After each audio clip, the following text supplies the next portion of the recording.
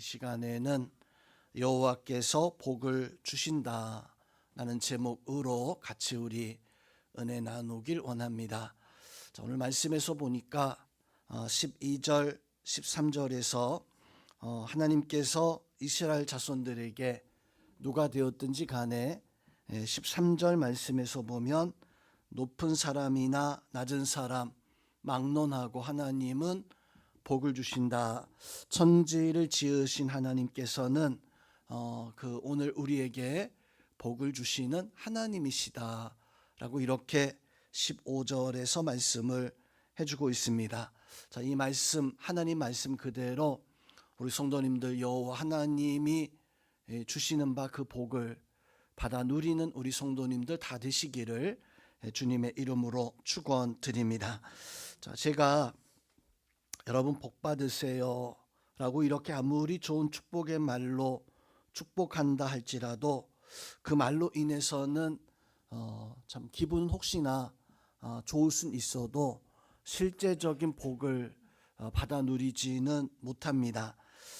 성경에서 보면 복의 근원이 바로 하나님이신데 하나님이 여러분에게 주시고자 하는 그런 계획, 섭리, 그런 은혜가 있어야지만이 하나님 여러분에게 복을 더하실 텐데 그러면 우리 성도님들 하나님께서 나에게 복을 주실 만한 이런 사람들이 되어야 됩니다.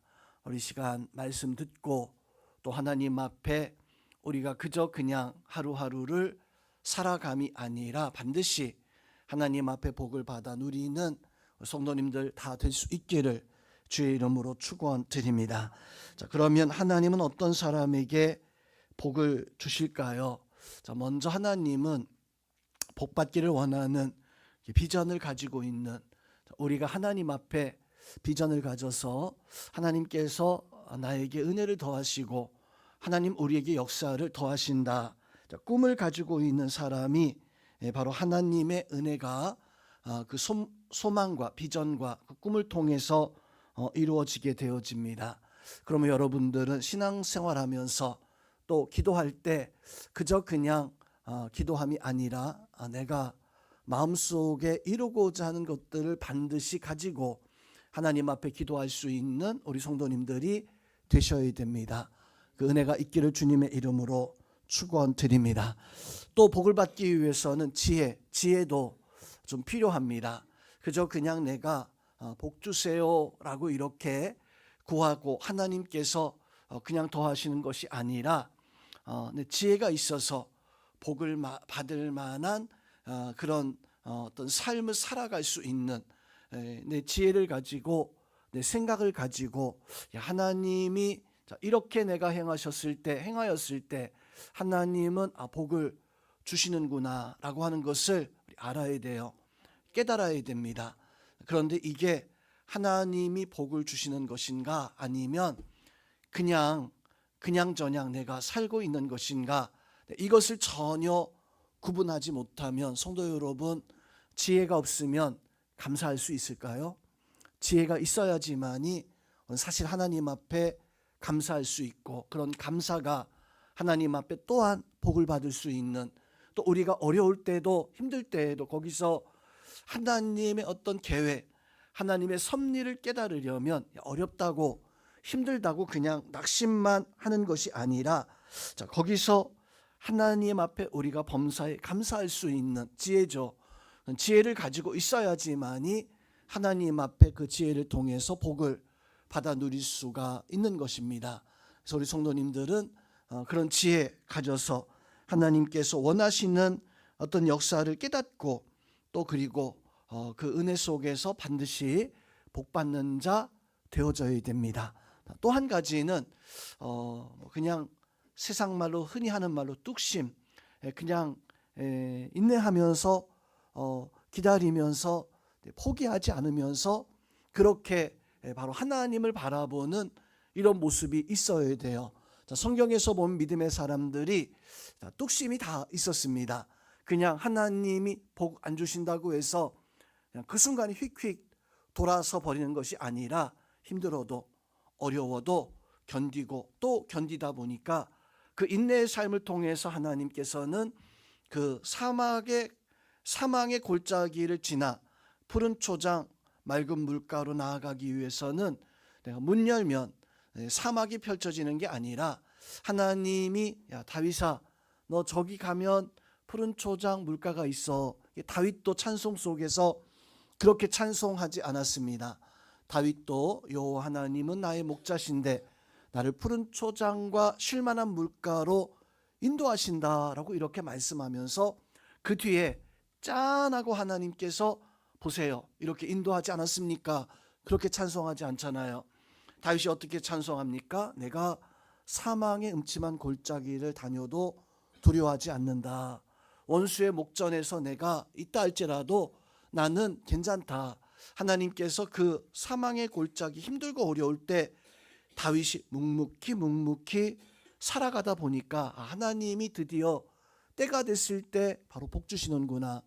정말 쉴만한 물가 푸른 초장을 더하여 주시는구나. 다윗은 인생 살면서 그 고백을 그것을 깨달았던 거예요. 그래서 찬송하고 노래할 때 여호와 하나님이 우리의 목자입니다. 그런데 그냥 하나님 복 주시는 게 아니라 그냥 푸른 초장 맑은 물가로 인도하는 게 아니라 하나님은 우리가 뚝심 가지고 견디고 인내하면서 이렇게 하나님을 바라보는 모습을 가지고 있을 때 비로소 하나님이 주시는 바 은혜를 받아 누릴 수 있다. 우리 성도님들은 열정, 포기하지 않는 그런 도전하는 신앙의 자세, 이 신앙의 자세를 가져서 하나님 앞에 복 받을 수 있는 그런 은혜를 소유하고 살아가시기를 주님의 이름으로 축원드립니다. 자, 그 하나님은 우리에게 복 주신 하나님이십니다. 우리가 이런 자세를 가지고 있어야 돼요. 소망 품고 하나님 앞에 지혜를 가지고 하나님 앞에 묵묵히 때를 기다리면서 자, 그러면 우리가 그런 자세를 가지고 하나님을 바라봐야 되는데 그럼 하나님은 그럼 어떤 하나님이신가? 하나님은 어떤 하나님이시기에 우리에게 복을 더하여 주시는가? 성경에서 보니까 하나님은 우리에게 소망의 하나님이십니다. 성도님, 세상에 많은 우리가 원하는 어떤 꿈 바라고자 하는 어떤 목표들이 참 많이 있겠지만 그 많은 것들 가운데 우리의 목표가 우리의 꿈과 우리가 올라가고자 하는 것이 그게 돈인가 어떤 좋은 직장인가 뭐 땅을 사는 것인가 이런 여러 가지의 것들이 있겠지만 성도님은 하나님이 우리의 소망이고 그 하나님은 소망의 하나님이시다라고 하는 그런 마음 가져야지만 우리가 하나님을 바라볼 수 있어요. 왜 사람들은 그렇게 열심히 살아가고 있습니까? 그게 소망이니까 거기에 매달리는 거예요. 돈에 매달리고 어떤 집에 매달리고 어떤 세상에서 내가 얻을 수 있는 영광에 거기에 매달리는 것은 그게 내 목적이고 내 소망이기 때문에 그다음에 성도 여러분 우리가 하나님 앞에 복을 받을 수 있는 것은 하나님이 우리의 소망의 하나님이다라는 거 알고 저기에 가기만 하면 하나님 앞에 눈에 띄기만 하면 하나님께서 나를 보시기만 하면 그 하나님께 소망이 있다는 것을 알고 그 소망의 하나님을 우리가 날마다 바라볼 수 있는 이런 모습을 가지고 있어야 됩니다. 성경에서 보니까 많은 믿음의 사람들이 정말 그렇게 살았어요.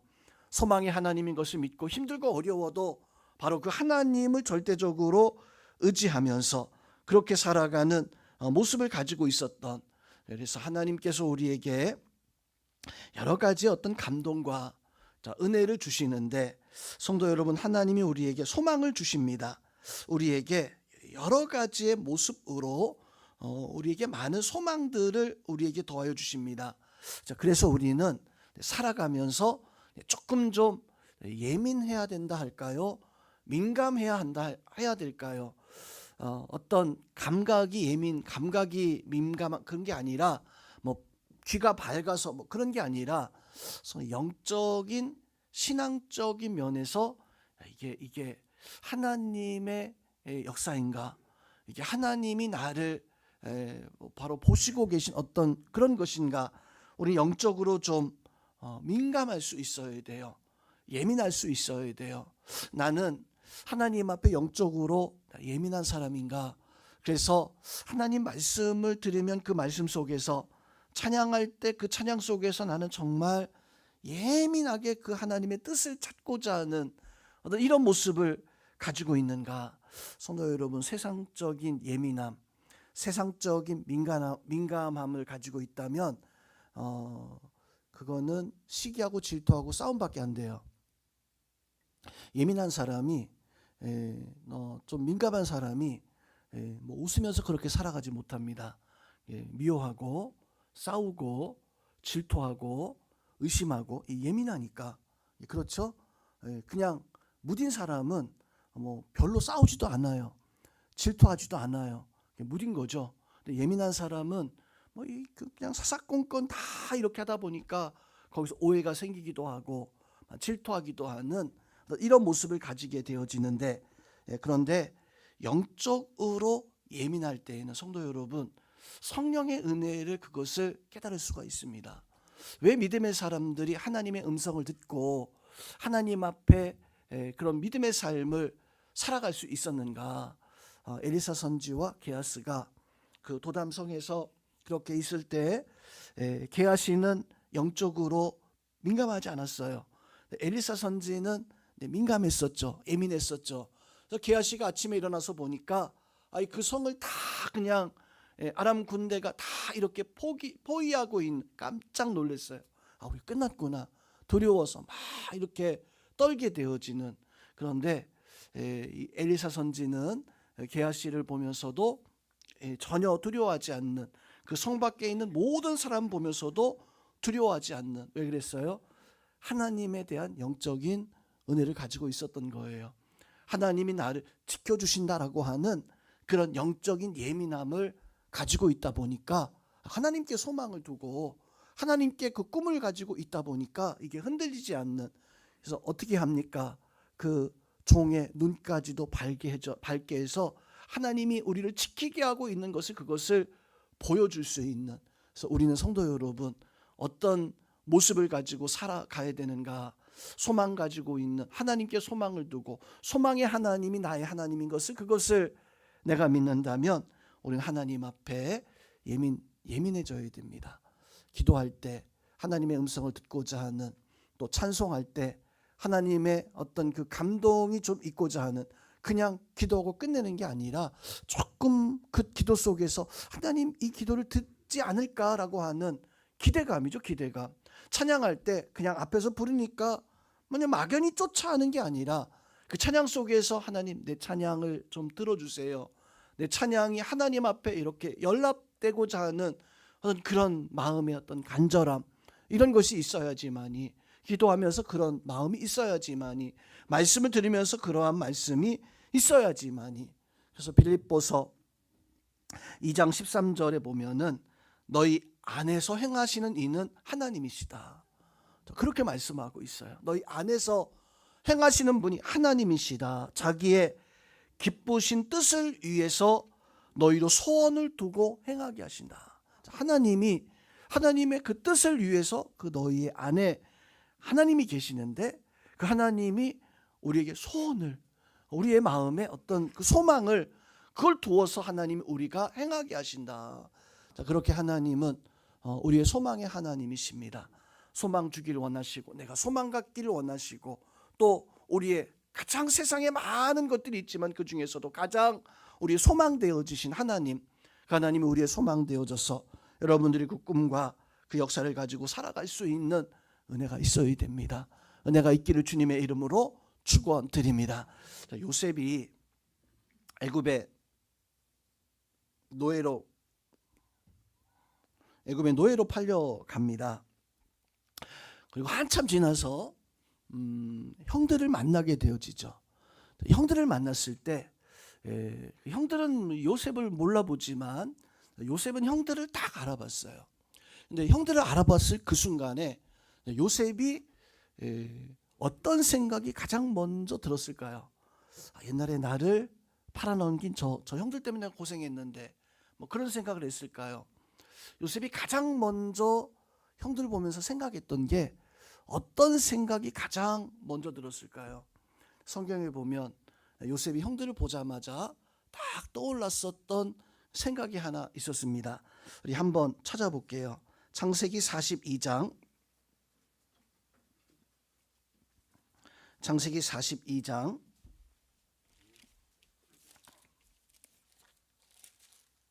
9절입니다.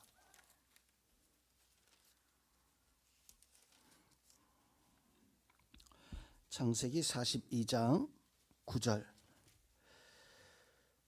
자, 우리 같이 한번 요셉이 형들 보자마자 어떤 생각을 했는가 같이 한번 합동합니다. 요셉이 그들에게 대하여 꾼 꿈을 생각하고 그들에게 이르되 너희는 정탐꾼이라 이 나라의 틈을 엿보려고 왔느니라. 자, 요셉이 형들 처음 보면서 그 앞에 8절 보면 요셉은 형들을 알아보았다. 형들은 요셉을 고개를 숙이고 있기도 했었을 거고, 너무 어렸을 때니까 얼굴이 좀 많이 달라졌을 것 같긴 하잖아요. 또 이제 그 애굽의 총리 되어져 있다 보니까 노예로 팔려간 막내 동생이 총리 됐으리라고 하는 건 꿈에도 생각하지 못하고 있었을 게 분명합니다. 그래서 그냥 고개 푹 숙이고 아이고 그냥 식량만 좀 우리가 먹을 것만 좀 가져가면 흉년 때문에 먹을 것만 주면 고맙겠습니다. 그 마음만 있었기 때문에 아마 형들을 알아볼래도 알아보지 못해. 요셉은 알아봤어요. 알아보고 나서 9절에서 가장 먼저 요셉이 들었던 생각이 무엇이었냐면 요셉은 그들에 대해서 꿈이 생각났다. 형들 보자마자 꿈이 생각났다. 자, 이걸 한번 가만히 한번 생각해 보세요. 요셉이 꿈이 생각났다는 게 이게 벌써 몇 년 전이에요. 한 20여 년 전에 있었던 사건이죠. 요셉이 꾼 꿈이 두 개의 꿈을 꾸잖아요. 처음에는 볕단 추수하고 나서 그 단을 이렇게 세워놓는데 형들도 이렇게 볕단 하나씩 세워놓고 요셉도 이렇게 세워놨는데 그 볕단이 요셉의 그 볕단 앞에 와가지고 막 절하고 하는 그런 퍼포먼스를 그게 첫 번째 꿈이었었잖아요. 형들이 버릇 없다고 아버지한테 이르면서 버릇 없다고. 근데 두 번째 꿈은 하늘의 11개의 별과 그리고 그 별이 요셉의 별에 와가지고 또 경배하는 그런 꿈을 요셉이 그때 꾸게 되어집니다. 이틀 동안 꾸었던 꿈인데 참 어렸을 때 꾸었던 꿈이잖아요. 특별한 꿈이긴 했었지만 요셉은 그 형들을 보자마자 딱 그 꿈이 생각난 거예요. 그 꿈이. 이거를 우리 어떻게 한번 표현해 볼 수 있을까요? 요셉이 왜 그 꿈이 생각났을까? 도대체 형들을 보자마자 그 꿈이 생각난 이유가 도대체 그게 뭘까? 저는 요셉이 굉장히 민감했다. 하나님 보여주신 어떤 꿈과 소망 거기에 예민해 있던 사람이었었어요. 그러니까 그 많은 것들 가운데 형이나 골탕 먹인 거 이런 거 생각한 게 아니라 어떤 세상적인 거 생각한 게 아니잖아요. 형들이 나를 팔아넣 이런 거 생각한 게 아니잖아요. 영적인 거를 가지고 있었던 거예요. 영적인 걸 가지고 있다 보니까 형들을 보자마자 그때 그게 하나님이 나에게 이거구나. 이걸 보여준 거구나. 한 수십 년이 지나고 나서 그때는 볏집이 왜 거기 와서 절했는가? 형들 말처럼 정말 이게 개꿈인가? 그냥 그런 꿈인가? 왜 별들이 내 별에 와가지고 이렇게 전했는가? 이게 말도 안 되는 거잖아요. 그래서 아버지도 그 야곱도 요셉에게 화를 냈어요. 호통을 냈어요. 성경에서 보면 이 야곱이 호통을 내면서도 마음에 두었다. 이상한 꿈인데 뭔가 의미가 있을 거야 라면서 그렇게 끝나버려요. 그리고 이제 이 야곱의 어떤 꿈에 대한 이야기는 성경에 등장하지 않지만 요셉은 아버지하고 똑같이 그 꿈을 꾸고 난 연후에 아버지께 호통을 듣고 난 연후에 기억하고 있던 거예요. 성경에는 말씀이 없지만 기억하고 있던 거예요. 그리고 수십 년이 지나고 나서 그 장면이 딱 보여졌을 때 요셉이 그 순간에 느껴진 게 뭐냐면 어렸을 때 그 꾸었던 그 꿈이 이거였구나라고 하는. 저는 우리가 하나님 말씀 보다가 기도하다가 찬양하다가 또 그런 찬양과 어떤 그 삶 속에서 이렇게 하다가 맞아. 내가 그때 성경 말씀 읽었는데 그게 이거였구나라고 하는 이런 민감함이 사실 있어야 되는 거거든요.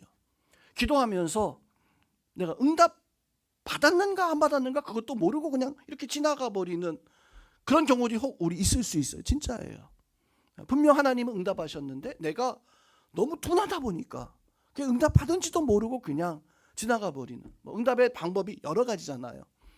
정말로 내가 느낄 수 있도록 응답하시는 경우도 있고, 그렇지 못하고 그냥 되긴 됐는데 그렇게 응답되는, 하나님이 아예 노 거절하시는 그런 경우도 있는데, 성도 여러분, 어떤 그런 삶을 통해 가지고 이게 안 됐네 그러면 그때 하나님 앞에 기도했던 것들이 그게 떠올라야 되는데, 우리 요셉처럼요, 떠올라야 되는데 그냥 그 생각 없이 아이고 형들이 나한테 절하네, 내가 애굽 총리니까 당연한, 이렇게 넘어간 게 아니라 이 요셉은 그 꿈이 생각난 거예요. 그 꿈이 생각났다.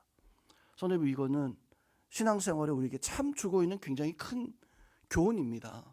우리가 하나님 말씀을 듣고 그 말씀에 은혜 받았으면 은혜 받은 것으로 끝난 게 아니라, 기도했는데 기도해서 기도한 것으로 그냥 끝내버리는 게 아니라, 그 기도했던 것이, 찬양했던 것이, 은혜 받았던 것이, 그 보았던 말씀이 다음 날이 되어졌던, 한 달이 되어졌던, 1년 전이 되어졌던, 분명히 있어요. 우리에게 분명히 있다고요. 하나님 말씀 살아있기 때문에 분명히 있어요. 근데 문제는 우리가 그냥 지나가는 거예요.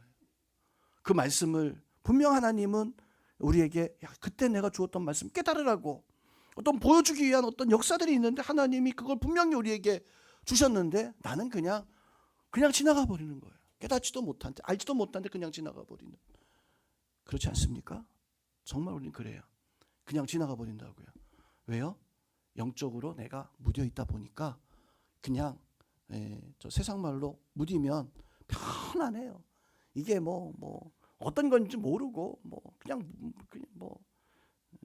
근데 예민하면 냄새만 맡아도, 어떤 그 바람 소리만 틀려도 바람을 피는지 여자가 생겼는지 남자가 생겼는지 알잖아요.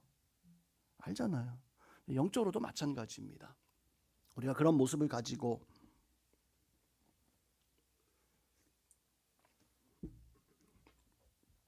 살아갈 수 있기를 주님의 이름으로 축원드립니다. 자, 두 번째는 하나님이 우리에게 복을 주시기 위해서 하나님이 우리를 깨끗하기를 원하시는 하나님이십니다. 어떤 사람이 복을 받을 수 있을까? 어떤 사람이 하나님의 은혜를 누릴 수 있을까? 디모데후서 2장 20절 21절 말씀에서 보면, 큰 집에는 금그릇과 은그릇 있을 뿐 아니요 나무 그릇과 질그릇도 있어 귀 쓰는 그릇과 또 그리고 천이 쓰는 것도 있나니. 자, 거기에서 이 말씀 속에서 보면 하나님께서 그렇게 이야기합니다. 큰 집에는 금그릇, 은그릇, 나무 그릇, 질그릇도 있다. 귀 쓰는 그릇도 있고 천이 쓰는 그릇도 있다. 그런데 주인이 이제 쓰는 그릇은 이제 자기를 깨끗하게 하면 귀 쓰는 그릇이 돼요. 금그릇이 됐든 어떤 그릇이 됐든지 간에 나를 깨끗하게 하면 주인의 쓰임에 합당하여서 귀한 그릇 되어지고 모든 선한 일에 예비함이 되리라, 그렇게 말씀을 해주시고 계시죠. 자, 그 말씀에서 큰 집에는 여러 개의 그릇이 있다. 이 큰 집이 뭐냐면 교회예요, 교회. 큰 집은 그 당시 예루살렘 유대 공동체, 이거 말하는 거예요. 어떤 한 집을 말하는 게 아니라. 교회에는 금그릇이 있습니다. 교회에는 은그릇도 있어요. 교회에는 나무 그릇도 있고 질그릇도 있어요. 그래서 교회에서 보면 어떤 사람은 참 금그릇 같은, 금수저 같은, 어떤 사람은 그렇지 못하고 그냥 나무 그릇, 질그릇 같은 그런 사람도 있습니다. 근데 누가 쓰임 받습니까? 교회에서요. 금그릇이 교회에서 쓰임 받는가? 하나님의 나라에서 금그릇이 하나님 나라에서 쓰임 받는가? 이 땅에 참 많은 사람들이 있지만, 교회에서도 많은 사람이 있지만 분명히 금그릇 귀하게 쓰임 받을 것 같은데, 그런데 탁월하고 모자람이 없고 똑똑하고 돈도 많고 그냥 못할 것이 없는 금그릇, 은그릇 같은 사람들이 교회 분명히 있어요. 그런데 문제는 하나님은, 교회는 이런 사람들을 이렇게 귀하게 쓰는 게 아니라 성경에서도 말씀하고 있는 것처럼 준비되어져 있는 사람, 깨끗하게 준비되어지는 사람이 하나님의 쓰임에 합당하여서 쓰임 받는다. 하나님은 우리가 그런 준비되어진 게 뭡니까? 하나님 앞에 내가 깨끗하다는 것은 뭐 죄 없다라고 하는 뭐 이러한 것도 있겠지만, 하나님은 사람을 외모로 취하지 아니하시고 그 마음 중심이 그래서 하나님은요, 이 예수님은요, 강도 같은 사람이라 할지라도 하나님 불러요. 예수님의 제자들 보니까 금그릇이 아니었었어요. 은그릇이 아니었었어요. 이건 깨지고 모난 질그릇 같은, 나무 그릇 같은 이런 사람들이었습니다. 그래서 이 제자들이 3년 동안 훈련을 받죠. 그 훈련이 뭡니까? 깨끗하게 하기 위한, 제자 되기 위한 그런 과정이었습니다. 이 제자들 배움도 없고 준비함도, 인격도 부족했었던, 막 자기들끼리 싸우잖아요. 자기들끼리 잘났다고, 잘난 거 하나도 없는데 자기들이 막 잘났다고 이렇게 싸우기도 하잖아요. 그런 제자들을 예수님께서는 깨끗하게 변화시켜서 이제 쓰기 합당한 사람이 되어져서, 그렇게 쓰기 합당하게 되어지니까 이제 하나님의 그 큰 집에 귀하게, 존귀하게 되어졌다. 나는 나무 그릇인데, 나는 분명 질그릇인데 하나님이 나를 깨끗하게 하시니까 내가 존귀하게 되어졌다. 우리 자리에 있는 우리 영혼교회 성도님들은 금그릇, 은그릇, 나무그릇, 질그릇 떠나서 성도 여러분들은 어떤 모습인지 간에 하나님 앞에 존귀한 그릇 되어질 수 있기를, 하나님이 보셨을 때 복을 주실 수 있는, 하나님이 나의 그릇에 하나님의 것을 담아 놓을 수 있는 그런 역사가 우리 성도들 속에 있어야 됩니다. 그 은혜가 있기를 주님의 이름으로 축원드립니다. 마지막으로, 하나님은 영광의 하나님이십니다. 영광의 하나님은 영광 받으시기를 원하시는 하나님이십니다.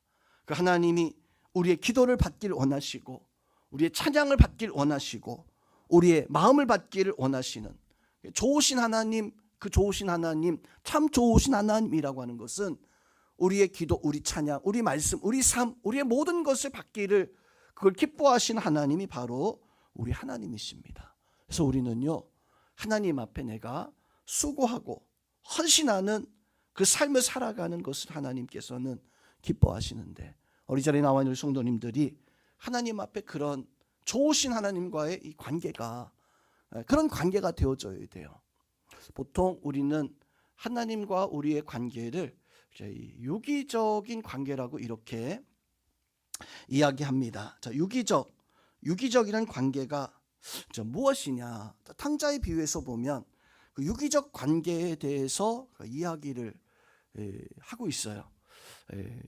탕자가 다 재산을 탕진하고 돼지우리에 가서 돼지와 함께 이렇게 그 열매를, 그 돼지가 먹는 열매를 먹으면서 땅을 치면서 통곡하잖아요. 어떻게 통곡합니까? 돌아가기를 작정하면서, 내 아버지 집에 있는 종들은 나보다 더 좋지 않냐? 나보다 더 좋은 음식을 먹고, 나보다 더 좋은 그 옷을 입고, 나도 지금이라도 돌아가서 아버지의 집에 가서 아들이라고 청함받는 게 아니라, 나는 그냥 그 아버지의 집에 가서 나는 종과 같이 내가 되어진다 할지 아버지 집에 가겠다. 자, 거기서 성도 여러분, 우리는 유기적 관계의 어떤 그 역사를 깨달아야 돼요. 자, 유기적 관계가 뭐냐면, 그 얼마 전에 추석 때 뉴스를 이렇게 봤는데, 외국인들이 이렇게 토크하는 뉴스를 이렇게 그 어떤 그런 걸 한번 제가 봤습니다. 그 토크 내용에 추석 때어져서 자기들이 한국에 와가지고 관광 와가지고 그 명절이나 뭐 이런 때 이제 뭐 고속도로에 꽉 막히는 이것을 보고 이해가 안 되는. 왜 이해가 안 되냐면, 지금 나가면 고속도로가 막히는 거예요. 그럼 나가야 돼요, 안 돼요? 아니, 고속도로가 지금 꽉꽉, 추석 당일날입니다. 고속도로가 꽉꽉 막혔어요. 그럼 나가야 돼요, 안 돼요? 그 사람들 기준에는 나가면 안 돼요. 근데 우리는 나가요, 안 나가요? 안 나가요? 나가요. 왜 나가요? 가려고. 고향에 뭐 막히든 어쨌든 간에 가려고. 근데 왜 가는 거예요? 뭐 거기 갔다 오면 돈벼락 맞아요? 그런 거 없죠. 그냥 가족이니까. 뭐 나한테 손해되고 나한테 뭐 이익이 없지만 그래도 뻔히 고생할 거 알면서도 가는 거예요. 가는 거예요. 성도님, 유기적 관계가 뭐냐면 어떤 이해와 타협이 아닌 어떤 가족 같은, 우리가 명절 때 고향을 찾아가는 그 마음, 그런 자세입니다. 탕자가 왜 아버지의 집으로 갈까라고 이렇게 결정했을까요? 정말 종의 그 모습이 좋아서, 그래서 탕자가 나는 아버지 집에 가서 종이 될 거라고 하는, 그 종은 옆집에도 있어요. 그 돼지우리 자기도 지금 종이에요. 조금 그 다른 데 가도 돼요. 그런데 탕자가 생각하는 그 아버지와 그 종의 관계, 그 집에서의 그 관계가 이런 관계니까 다른 데는 안 되는 거예요. 그 종의 모습을 가지고 있는 그 종이 내가 생각하는 가장 좋은, 나보다 더 좋은, 그래서 이 탕자는 내 아버지의 종이 되기 위한 그런, 아들 되고자 하는 그런 게 아니라 그 종의 모습 보니까 다른 어떤 사람보다 그 종이, 그 아버지 집 있는 그 종이 행복해 보였던 거예요. 그래서 아들 되고자 하는, 나는 차라리 그 종이라도 되고자 하는 그 마음으로 다 버려두고 그 아버지의 종이 되기 위해서 찾아가게 되어지는 그 역사는요, 성도 여러분, 우리에게 하나님이 우리를 창조하셨고, 우리가 아담처럼 에덴 동산에 하나님의 아들이죠. 하나님의 딸이었었어요. 죄를 짓고 탕자처럼 세상이 좋겠다고 나와서 막 살다 보니까 이게 아닌 거예요. 이게 우리가 살아간 게 이게 아닌 거예요. 그래서 우리는 다시 돌아가야 되겠다. 누구에게요? 하나님께로. 그래야지만이 내가 구원받고 내가 하나님 앞에 진정한 복, 가치를, 그래서 하나님께 영광 돌리는 그 삶을 살아가는 이유가 도대체 뭘까? 왜 우리는 하나님께 기도하고 찬양하고 예배하면서 하나님께 영광 돌리는 그 삶을 살아가야 되는 것입니다. 하나님이 나에게 그런 분인 것을 알 때, 내 영광을 받으시는 분인 것을, 그것을 알 때 비로소 우리는 그런 삶을 살아갈 수가 있는 겁니다. 그냥 살아가는 것이 아니라, 그냥 되어지는 것이 아니라, 마치 우리가 명절 때 그 막히는 거 고생 뻔히 알면서도 그 일이 아이고 고생해요 하면서도 하잖아요. 힘든 거 알면서도 하잖아요. 성령, 우리에게 바로 그런 은혜가 우리 가운데 있어야 됩니다. 하나님 앞에 나는 어떤 관계인가? 하나님과 나 사이 유기적 관계인가?